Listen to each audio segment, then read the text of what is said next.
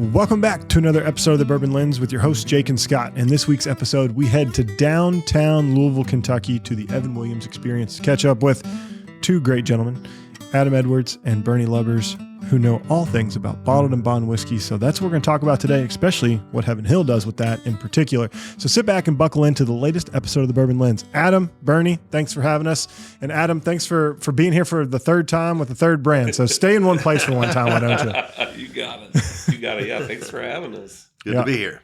Well, Bernie, long time coming. You know, we've talked to you on and off several different times, whether at a liquor barn class or Scott ran into you at a dinner for bottled and bond bourbon not too long ago, and finally glad to have you on. Adam, you're basically family at this point, so no need for extra introductions or pleasantries there. But man, excited to catch up with you, Adam. You know, we got 3 weeks into the job. I believe this is week 5. Actually, I think we're on 5 flies. weeks right now, and it's we were kind of joking when you got here. My job right now is just to hang out with Bernie. I don't know if I could have a better job description, and I think your clap back at that is hilarious. Is now it's Bernie's downfall. He has to hang out with me for 5 weeks. It's been fun. Yeah. So, Bernie, you get to do this, you've done this for a long time, it seems like, and, you get to talk a lot about bottled and bond bourbon, and you kind of are the flag bearer. It's tatted on you, and you are the professor, the whiskey professor. So can you tell the listeners what bottled and bond means? Sure. Bottled and bond is a classification that you have to achieve that the United States government puts down in their standards of identity. So if you think of these standards, I always tell people to think of military men and women earning medals. There's certain words on labels that mean things by law. Mm-hmm. So the words Kentucky Straight Bourbon Whiskey, those are all individual medals you have to earn. We're if you take them backwards, whiskey is the class of spirits. So you've got to be, made from grains. You got to be distilled at less than up to 190 proof. You got to be aged in oak. If you just got to look, smell, and taste like whiskey too. So that's a classification. If you meet those, so that means it can't be rum. Rum's made from molasses and sugar cane, so that it's out because of grains. Maybe it could be vodka. It almost kind of describe vodka, except it's aged in oak. Yeah. So there's little nuances, but they all mean something. So you're in the whiskey medal. Then bourbon. So you got to, it's not just from grains. It's a specific percentage. So it's at least 51% corn to be bourbon. And then it's got to be distilled to less than 160 proof. So it's different than whiskey. It's got to be aged in brand new charred oak. And that's a difference. It can be stored at no more than 125 proof. So you hear all these standards. Mm-hmm. So you've got to earn that medal. If it's a corn whiskey, it's got to be at least 80% corn. And if it's aged, that's the only whiskey I know that doesn't have to be aged. But if you age it, it must be in a brand new uncharred or a used barrel. Same classification, off the still less than 160 in the barrel, no more than 125. And then you can be corn whiskey. If you're rye whiskey, that's 51% rye. So you got to earn that medal. So you hear all those. Then straight is a age statement. It means it must be aged in the appropriate types of barrels, whether it's used for corn whiskey or brand new for rye or corn, bourbon. And that is 2 years. So it's straight means 2 years. Okay. That's pretty cool. And then Kentucky is the state of distillation. You can make bourbon anywhere in the United States and the District of Columbia and the protectorates, right? So you must put that means something. I mean, Kentucky Straight Bourbon Whiskey, first of all, we have the heritage, we have the experience, we have the water. Yeah. We have, we're in the middle of the country, so we get cold winters and warm summers. So it's different than Texas Straight Whiskey. It's different than North Dakota Straight Whiskey. It's different than Florida Straight Whiskey. It's all good whiskey, but that does mean something. So that's another medal.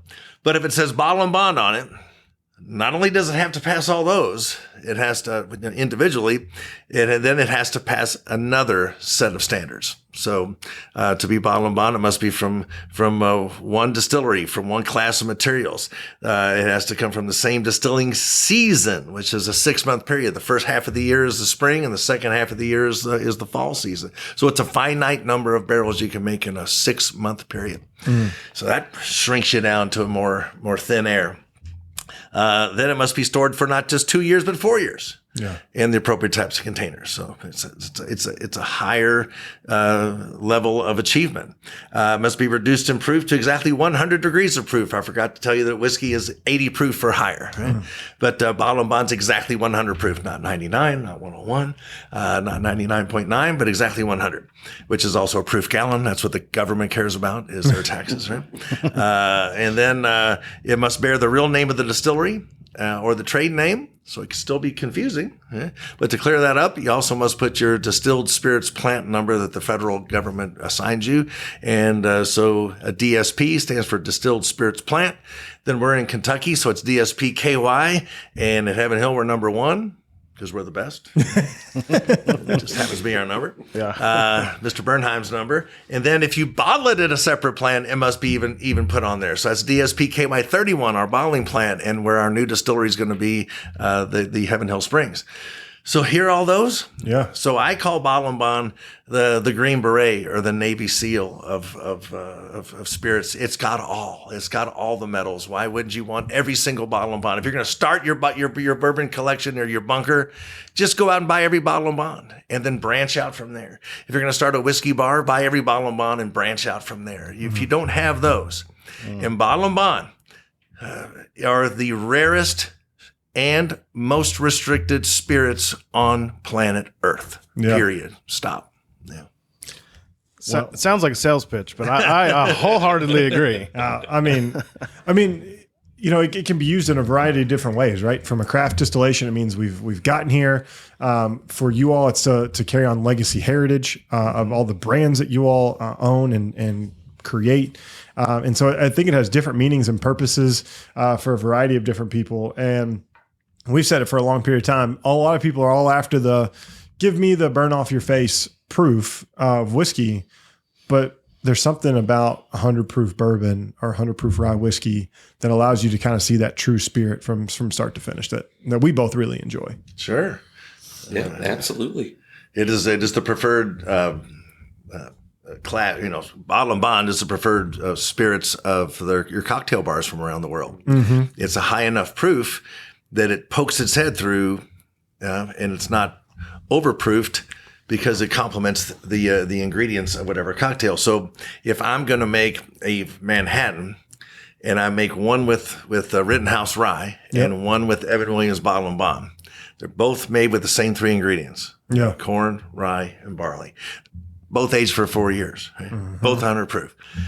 But if I made one of those, if I made the rye Manhattan with a 3-year-old 80 proof, and I made another one with a 4-year-old 86 proof bourbon, and one with a rye and one with a bourbon, you might not be able to tell which one's rye and bourbon. Yeah. Because those ingredients, that sweet vermouth and the ice that turns into water, it might dissipate in that cocktail. But if it's 100 proof, it's going to poke its head up. Mm-hmm. And the Rittenhouse rye one's going to hold its hand up and say, I'm the rye one. And the Evan Williams is going to go, I'm the bourbon one over here. So it really comes into play when it comes to making cocktails, whether you're making cocktails at home, as we were talking about earlier, or you're out. Yeah. Yeah, I think even for like the consumer that's looking at a shelf now, which we all know that it can be overwhelming to just walk into a store and you just kind of stare for a while and see what's new and kind of get confused. But I think it's super important for a consumer because it's all on the label. Yeah. Like it's all there. It's total transparency. Mm-hmm. When people say, "Whoa, is this sourced?" And that's fine if it's sourced, But with Bottle and Bond, you don't have to wonder. Well, you don't have to wonder where the source is. You know the source, right? The source. And I think that's what's unique about it, and it carries such a weight. And I think the way you frame that, the Green Beret, the Navy SEAL of it all. It means it's gone through that process, which is important. And I think for what's really interesting is for you all, a heritage brand and one of the larger bourbon producers to kind of carry that flag for Bottled and Bond, I think is really important. And so I've never had this conversation with Max, and I don't know if you have either, but you've probably had this conversation. Why is Bottled and Bond so important to Heaven Hill? Well, Heaven Hill, first of all, as you said, we're a heritage, or I call it a legacy distillery. So There's only, so I'll go back to the beginning of what I know, because I started in 2005. So that's all I can speak to when it comes to like, that's where I started. So 2005, that's not that long ago. Yeah. 20 years ago. Guess how many distilleries were in Kentucky? 6 or 7, wasn't it? I would say like 8. There were 10 distilleries owned by 6 different companies. Okay. Because Jim Beam has the Booker No plant and then Claremont. Yep. And then, Sazerac has 2. Yep. Right? And Heaven Hill has 1. And that. So you have 10 different distilleries owned by 6 different companies. So those 6 companies are legacy distilleries. Yep. There will never be more than 6. That's it. And there was 2 distilleries outside of Kentucky. Now, I'm talking bourbon. Of course, there was Dickel and there was Jack in Tennessee. So you can count them as obviously part of the industry. I'm talking strict bourbon, though. And you had Virginia Gentleman, Smith Bowman in Virginia. You had MGP in Indiana, which wasn't even making bourbon in 2005, I don't think. But, so. And Smith Bowman's part of Sazerac. So still just 6. Yeah. So it's important just to carry on the legacy. If it wasn't for these 6 companies, we would not have 3 million people coming to Kentucky to visit the visitor centers. Yeah. It wouldn't be here. So we owe the legacy, all the legacy distilleries, 6 of them, a little bit of thank you, for keeping this alive. Max and his dad, Ed, and Kate and Alan and the family, they continue to keep the legacy alive and keeping these historic brands like Old Fitzgerald, which was always bottle and bond, alive and well. Bringing back Heaven Hill as a bottle and bond as a national product is important to the company. Keeping brands like Rittenhouse Rye, which was an acquisition for us, and Mellow Corn, which came from the Medley Distillery in Owensboro. These are historic labels. And as you notice, we don't change those historic labels. We keep Old Fitzgerald label looking like it did in 1955 or whatever, that crystal decanter. So we take a lot of pride into keeping these historic brands alive, and we launch our own brands too. Yeah. But Henry McKenna was an acquisition, And why were these labels around?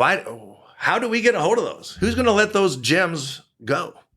Well, all the distilleries that were open during Prohibition closed, right? And so now you have a variety of labels or producers that had distilleries that are now defunct. And how can you keep telling the story of Kentucky bourbon if you can't tell it prior to Prohibition, which is very important? So I've been thinking how I look at things too, and I'm learning from him too. He's got a younger, fresher set of eyes, and he looks at things different. So I always like to have him talk and present too, because I learn.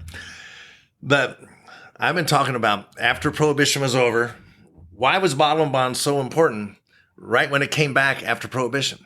It was the industry standard of what people saw as the good stuff. Yeah. Because it was the only bourbon you could get legally with a doctor's prescription during Prohibition. That was 14 years. So the only thing you could get, and it said under the supervision of the United States government. It's back when people trusted the government. It was a very long time ago. But, so before Prohibition, it was known as the good stuff because it was purity law, only pure water. It was guaranteed a good age, purity, age, and strength of 100 proof. So those 3 things, this is 1897 when it was passed. So from 1897, it took years and years for people to learn what it was and advertising. Then they had the Pure Food and Drug Act and all that stuff. And then Prohibition, but it's still bottle and bond. Yeah. And then after, what are you going to try to bring back? It's going to be bottle and bond. For sure. Because that's what you want. That's what customers want. But bottle and bond takes 4 years to age. So it's like we had to give our competition 4 years, and we never got back. It never came back. Yeah. Now, Heaven Hill did well, but Heaven Hill made Heaven Hill. Right? Little bitty distilleries in Kentucky made one thing, and they made pretty much one brand, and they made it. Ancient Age made Ancient Age, right? Yeah. So, but it was these larger companies that owned and distributed the Johnny Walkers and the Dewars and the Cuddy Sarks and the Canadian Club and the VO. So there was 4 major companies called the Big 4. We had the big 3 automakers, the Big 4 spirits companies, and you had National.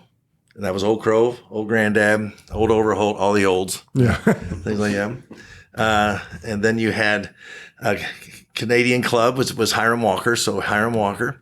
You had Seagram's, which was a powerhouse. Sam and Edgar Bronfman. They had VO. And then, of course, they were able to put a classification of American blended whiskey, and you wouldn't have to age it as longer. So that's Seagram's 7 and Seagram's 5 blend back then. So that, and those were all lighter, used barrels, used cooperage, and then you had Shenley, which was Stag and Ancient Age and all. I mentioned Ancient Age, but it was under the Shenley brand, and they had Stag and Old Rippy and all that kind of stuff. Old Charter. And when bourbon never came back, well, in the 60s, you had the 3 martini lunch. Yeah. That's gin. And that's 80s, 90 proof or whatever, Yeah. Then you had vodka with the Moscow Mule and tequila with the Margarita and the Daisy, Yeah. And then you had rum, which is, the Cuba Libre and all that. So it was clear spirits. So the big four is like, well, they're our stockholders, own us. Why do we have all these great bourbons? So they sold them off. Yeah. So that's when Max and his dad, Ed, they started acquiring. So we were always family owned. They owned department stores too. This was a side hustle, right? This is like them driving Lyft or Uber back then, right? They always played the long game with Heaven Hill Distillery. Yeah. They wanted to do it right, not make short-term decisions, to a thing. And that's what the Big Four did. Yeah. They got rid of all those gems, crown jewels of the bourbon world. Yeah. And that's why you have Beam that acquired the Old Crow and the Old Granddad and the Old Overholts, and you had Sazerac acquire a lot of those. These are people who were, at the time were family owned, and they had the experience and the passion, and they're going to keep those historic brands the same. Yeah. And that's why Heaven Hill has always looked at those historic brands and say, not going to change that Mellow Corn label. Yeah. Since 1945, it's been the same. Well, and it's one of the most eye-catching labels. And Adam was rocking Mellow Corn to the nth degree on Friday night when I saw him at the Bourbon Classic. That's right. And Hoodie on? he did. Yeah. He did, and it was bright. It was That's why I wear it, so you can't miss me. Exactly. So you talked about the different classifications. You talked about corn whiskey, you talked about rye whiskey, and you talked about bourbon. So in the portfolio, obviously, Mellow Corn is the corn whiskey that's bottled and bond. Rittenhouse is the rye at bottled and bond. There's not another rye at bottled and bond in the Heaven Hill Not portfolio. in our portfolio. Yeah.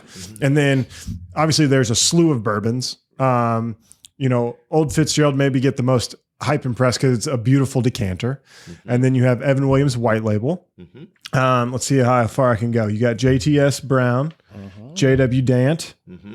Oh gosh, I'm probably missing some now. T.W. Samuels. T.W. Samuels. Which is Kentucky only. Yeah. And J.W. Dant and JTS Brown are only in like 5 or 6 markets. Kentucky and Indiana are the Oh, and then Heaven Hill Bottled and Bond. Heaven Hill That's Bottled a and very important one. The big Heaven one. Hill Bottled and Bond. Yeah. So we have 6 national bottled and bonds that will be on the shelf at all times.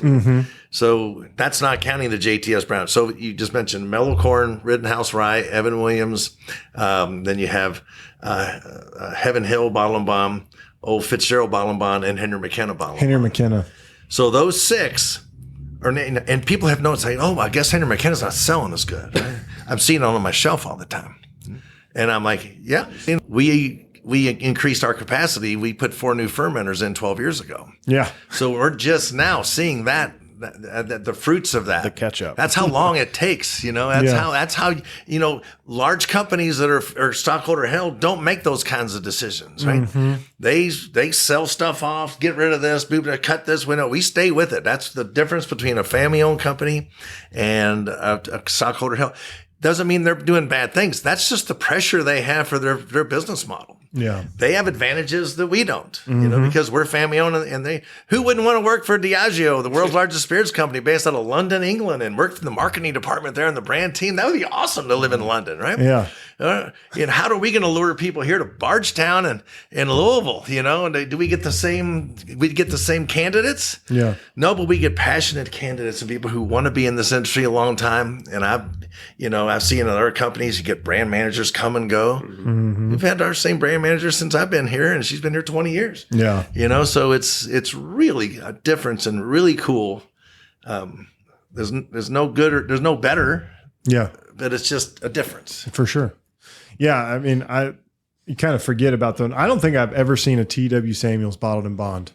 I don't think I've seen It's it. only in a jug. 175. Yeah. Okay, that's why. That's why. Is there a reason? Plus, sometimes you gotta look down, Jake. You gotta look down. Oh, trust me, I normally look down. Everybody's always looking up, but sometimes you gotta look down. Now, looking down is smart. It's like those cereal commercials in the 90s. You had to crouch down and look at the bottom shelf. Yeah. In a lot of those little regional brands, we can't go back into time machines and make more whiskey. Yeah. So during COVID, when Evan Williams exploded up 50% in sales, because people were drinking at home and they were taking home handles of, to enjoy cocktails and drink at home. Well, where are we going to get that extra 50% from? Yeah. So we can discontinue a size of JTS Brown or JWN. People aren't going to notice it as much. And we can rob Peter to pay Paul a little bit with those regional brands. For sure. And of course, you always want to be, a friend of mine says you always want to be Paul. Yeah. Never want to be Peter. Trade, but Peter, He's always getting robbed. He's always getting Paul. yeah. I mean, how is that even? Yeah. Peter's getting the short end of the stick for a very long time. If JTS Brown goes off the shelves, though, I'll be knocking on the door.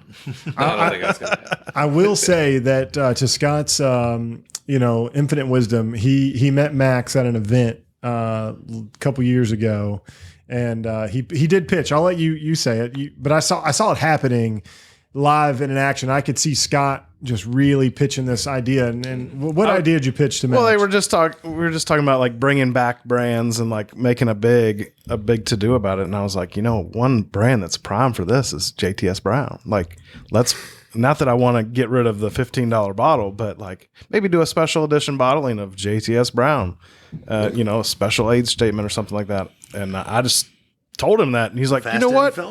He's like, you know what? Just give me a call sometime. We'll talk. And he hands me his card. And I know he's like, I'm never going to remember this conversation. I love talking about stuff like that. And the thing is, it's got to be a screw cap if it goes, it goes that way, right? Because that's you got to be true to what the bottle is. That's what you're talking about, tradition. Exactly. Right? I mean, bottle and bond. We start really talking about bottle and bond. I know you hear about it when Bernie talks about it. He talks about it with such passion and such confidence because he understands the tradition, right? I mean, the very first product that Heaven Hill Distillery put out was a bottled and bond. It was the very first product they barreled on.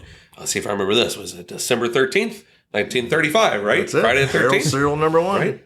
Yeah. Wow. 4 years later, you got your bottled and bond. So it's about tradition. And so when you start talking about brand innovation, you look at Old Fitzgerald, right? You're going to keep those decanters. You look at Mellow Corn. That label hasn't changed since 1948 or something, right? 1945, right? If you're going to do a special edition T.W. Samuels or something, you got to keep the screw cap. I completely agree with you. It's about tradition. Give me a plastic screw. So you've been to Revival, and which has now got one in E-Town, right? Yeah. Okay. In Northern Kentucky, you go to Justin's House of Bourbon, or you go to Neat Bourbon Bar, or you go to Seven, has some vintage stuff in Bourbon's Bistro. And if you get one of those old, from the 1950s or 60s, and if it's got a cork in it, Oh gosh, it's disintegrated, and it's also evaporated down past the shoulders. For sure. But a plastic screw cap, 100% every time, closes, opens easy, closes nicely. Oh, yeah. very Give me little a to worry plastic about. screw cap. I'll take that over metal. Oh, for sure.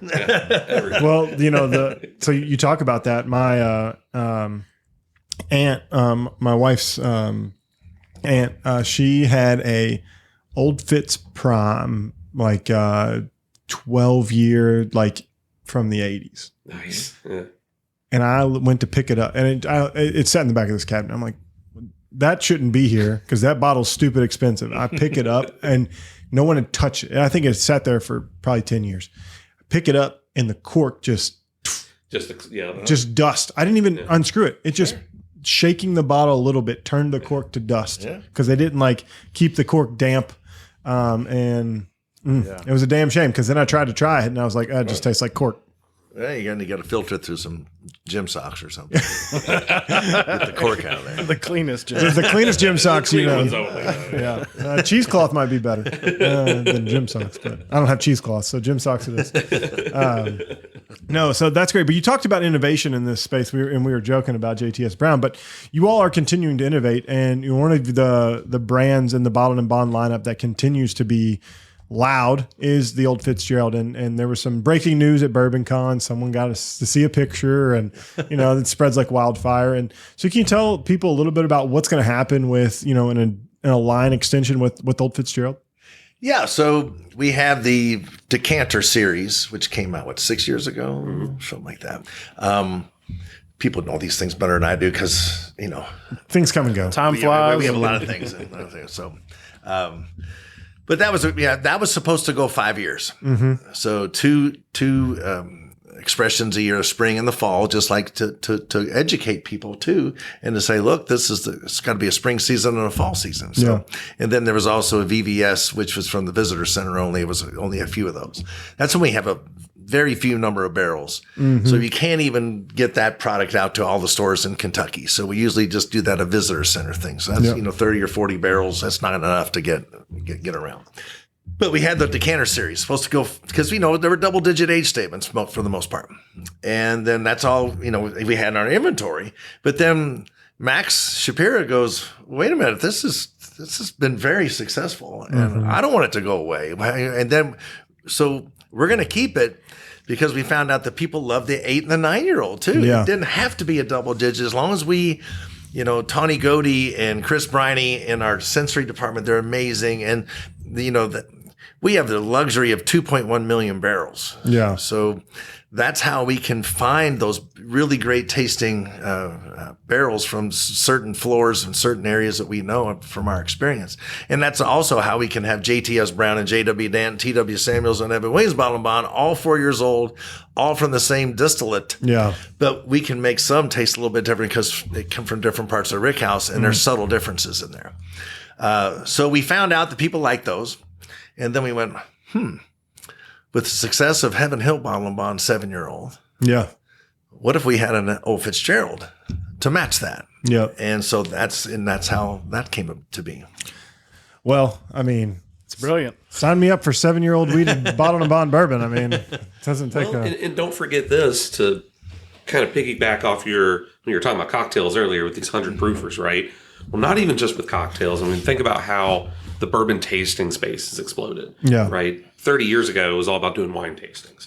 Right. And even today, you ask your everyday person, wine tasting or bourbon tasting, they're like, you can do bourbon tastings? They don't even know. Right. You do a flight of bourbons, but it's really hard to put those together. Mm-hmm. Well, now you look at our portfolio. Yeah. We can give you a real straightforward tasting, and they're all evenly matched at 100 proof. And you can really see not just the different mash bills, but just like Bernie was saying, this is coming out of this warehouse, or this comes out of this warehouse, or this is a lower floor, this is a higher floor. Look how those things interact with the liquid, and look what the differences they bring. Yeah. Because you would think you're sitting there drinking the same proof all the way across, and you're getting something that's very the same every time. You're not. The massive amount of flavor discrepancy between these bottlings, I think, makes so much sense in terms of setting up some sort of tasting that you yourself can do. Yeah. I mean, anybody can do it. You just go out to the, like you said, look down, right? Look down, get the bottled and bonds.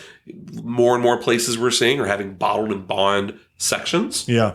So when you're talking about something like releasing now the weeded mash bill in a 7-year-old bottled and bond nationally available, well, now you're really starting to build that tasting and that experience for yourself, for your friends, or your family, anywhere in the country. No matter where you are, you're going to be able to find a pretty healthy selection of 100 proof to put against each other. Scott, I feel this is a Patreon thing coming up soon where we do a Heaven Hill lineup. We do mellow corn, we do Rittenhouse rye, and then we do the weeded mash bill and the bourbon mash bill. HH Reg, if Colin's listening, or Connor's listening to this, we got to make sure that we're speaking his language. Yeah. And that'd be a fun tasting. I'm sure Adam or Bernie would be free to come talk to us. My favorite tasting is the bottle and bond tasting, because when I taste people, and we start with mellow corn. Yeah. And then we and have mellow corn, Evan Williams Bottle and Bond, and Rittenhouse Rye. Yeah. All same 3 ingredients. Yep. 3 different classes of spirits: corn whiskey, bourbon whiskey, and rye whiskey. Yeah. All 4 years old. So as Adam said, all 100 proof. So I'm not tasting a 3-year-old 80 against a 4-year-old 100. It's apple. It's truly apples to oranges. Right. Yeah. So then there's the apples to orange. So, and then when you taste those in the succession, not only do now you can put into your own words and your own experience with your own palate and go, I know what the difference between corn whiskey, bourbon whiskey, and rye whiskey is, and I can tell you in my own words. Yeah. Where maybe 2 minutes ago you couldn't. Mm-hmm. Okay? Then on top of it, you realize, well, wait a minute. Corn whiskey's our mellow corn's aged in a used barrel. Yeah. Most whiskeys in the world, Scotch, Irish, Japanese, Canadian, all aged in a once used bourbon barrel. Yep. So this brings the story of life. If I taste the mellow corn and the Evan Williams to almost the same exact recipe, and it's 4% different, but still that's pretty close. What impact does a brand new barrel have versus a used barrel? All this in 3 little whiskeys we're tasting, right? I know. Wow. Yeah. Now you want to do apples to apples? Mm-hmm. We're going to take Evan Williams Bottle and Bond, Heaven Hill Bottle and Bond, and Henry McKenna. Yeah. One's all exactly the same whiskey. 4, 7, 10. One's 4, one's 7, one's 10. Wow. What 3 more years do and 3 more years do? Wow. Incredible. Then we're gonna be able to do the when the Heaven Hill Old Fitzgerald 7 comes out. Heaven Hill 7, Old Fitzgerald 7. Yeah. Mash bill. Great. Just and it's really cool. The possibilities are endless, and now I'm excited. So the last tasting I went to with Bernie was over in Indiana. I can't remember the name of the bar, but you also finished it with it was a brandy. But is that still in the is that still in the portfolio? That was our Sacred Bond brandy. That was my little brainchild that I kept seeing Laird's apple brandy everywhere. But But yeah, unfortunately, it's still out there. You can still get Sacred Bond brandy, and so it's a small little segment. So hopefully, we're not gonna. Well, we won't. That won't go to the great liquor store in the sky. But it's really. But even it's unique. Yeah, to talk about grain. Yeah, we own versus, Christian Brothers brandy. Yeah. So I was like, how about a 4-year-old bottle of Bond brandy? You know, so we already got the liquid, right? Yeah. Might as well try it. Yeah. I mean, and it's great. Come on, have fun with it, right? Like, why not? Why not? Continue to experience it. And I think that's really cool. And you all experiment too, right? There could be an American single malt down the line. You've done malt whiskey before, so I mean, it's not like it's not been done. So I think that's what's cool is while you are a heritage brand, you've never stood still. Right. Sure. And I think that's really important. And some of our innovations, which I haven't even talked about, that are Bottle and Bond. We've had some Parkers that are Bottle and Bond. We had a 24-year-old Bottle and Bond that was Parkers. We've had some William Heaven Hills that are visitor centers only that are a Bottle and Bond. Yeah. And so we don't even count those because I don't want to count the allocated ones. Mm-hmm. And we want our whiskeys to. It's fun to have allocated and hard to get and unicorns and all that, but that's not really our. We want to make the best bourbons and whiskeys we can. And make it available. For sure. That's one of our strengths is being one of the second largest holders of bourbon whiskey in the world. Yeah. Is using that advantage. Well, I mean, go to Costco, get your 175 of Evan Williams White Label Bottle and Bond, $24.99. Well, that's another great thing about where we excel, and we know as a company, we know where we have to play, because a bar or restaurant is gonna. Are you gonna be able to use a $80 to $100 bottle of Bottle and Bond in your cocktail? No, because there's got to be meat left on the bones. So I mean, how much is a bottle of Evan Williams on the shelf? I mean, I know, but it's $19.99. It's like and so for a liter of it. If your bar is going to buy a liter of it at wholesale price, it's going to be about $16. Yeah. So, and how much you getting for a cocktail? $12, $10? Yeah. So that means that they can have profit on the second pour. Yep. And there's a lot of our competitors that are international, that have international brands and have the international marketing teams with those stuff, but you got to touch their bottle four times before you make money. Yeah. Well, with ours, you can touch it twice. Mm-hmm. And that's one reason why Evan Williams is the number one selling bourbon in New York and very big in San Francisco and Chicago, because we were in this conference room here. A bar this size in New York's $15,000 a month. Yeah. You know, and so you got to be able to make money. And so we know when we think about how much it costs, I mean, we look at who's using it. Yeah. You're going to make cocktails at home. You're going to use Evan Williams Bottle and Bond. You're going to use Rittenhouse Rye, right? And you got to be able to afford to. Yeah. Hey, when I call an old fashioned, it's always Rittenhouse Rye. There you go. Mm-hmm. There you go. Got to keep it simple. And they say they don't have Rittenhouse, and I say I don't want a cocktail. Just give me a neat pour of bourbon. I don't want to be here anymore. I'm out. I'm leaving. See you later. No, man, but this is exciting. And I think people don't understand the passion behind Bottled and Bond. Scott and I like jokingly talk about it. We are passionate about this 100 proof spirit because it is that gold standard of what whiskey, what bourbon should be, or all whiskey should be, really, in all honesty. And I think that's what's really cool. I love the passion out of this. I love that you're training Adam to be, the next Padawan in all of this. And so, excited. Well, I carry this around with me. This is kind of, throw that over to you. Hear that? Yeah. Yeah. So that is a 1897 silver dollar. Because the Bottled and Bond Act was passed March 3rd, 1897. So as we record this next week, this Monday is March 3rd. Yeah. And I carry on with me because that's the very first consumer protection legislation in the history of the United States was the Bottled and Bond Act. Because people need, doctors were prescribing whiskey as medicine. Yep. And because of the unsafe ingredients, additives that people were putting in rectified whiskeys, it was making their patients even more sick. So they lobbied for and got a purity law. And so it's important, and then again, when you look at it and say, so it's the most restricted spirits on planet Earth. That's a big statement. For sure. But nothing comes close to it. Armagnacs, cognacs, tequilas, mezcals, they don't come close to this restrictions. And then I say it's the rarest. Well, wait a minute. You can get mellow, I can buy it by the case.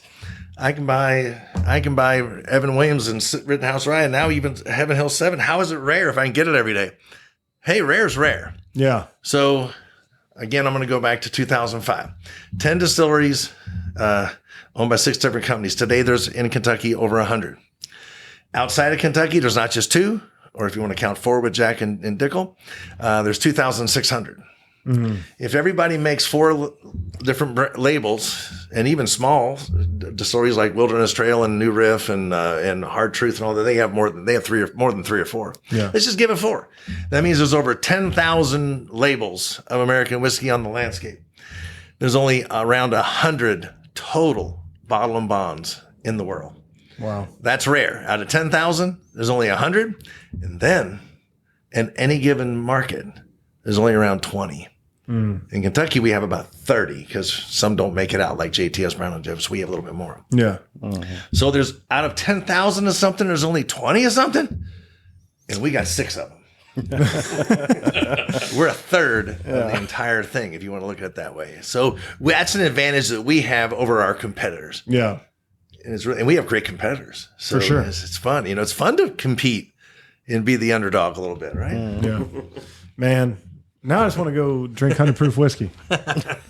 Well, we got some right behind I think us. we got some. Yeah. We do. We're not running out yet. What a great idea. They're staring at us. What a great idea. Well, we're going to have to close this podcast down and have a sip of bourbon before we leave here. But really, Bernie and Adam, thanks for making time with us ahead of Bottled and Bond month here in March, and just really celebrating the true dedication of crafting spirits at Heaven Hill and for the consumer to enjoy, whether neat on a rock or in a cocktail. We really appreciate what you all do to spread the gospel of Bottled and Bond, and Heaven Hill. So really appreciate it. Thanks everybody for listening to this episode of the Bourbon Lens, and we'll catch you next time. Cheers. Stay bonded. Cheers. Thanks for listening to this episode of the Bourbon Lens. Make sure you're connected with Scott and I via social media on Instagram, X, and Facebook. We'd love to connect. And if you're more the professional type, follow us over on LinkedIn. If you want to know more about Bourbon Lens, make sure you're subscribed to our weekly newsletter, The Weekly Pour. For exclusive content and more, check out Patreon. Follow us there at Bourbon Lens. And last but not least, on your favorite podcast listening app, make sure you're subscribed, because every Monday, Scott and I release a podcast, and we would love to have you here listening to the newest features and the newest whiskey news. And until next time, cheers.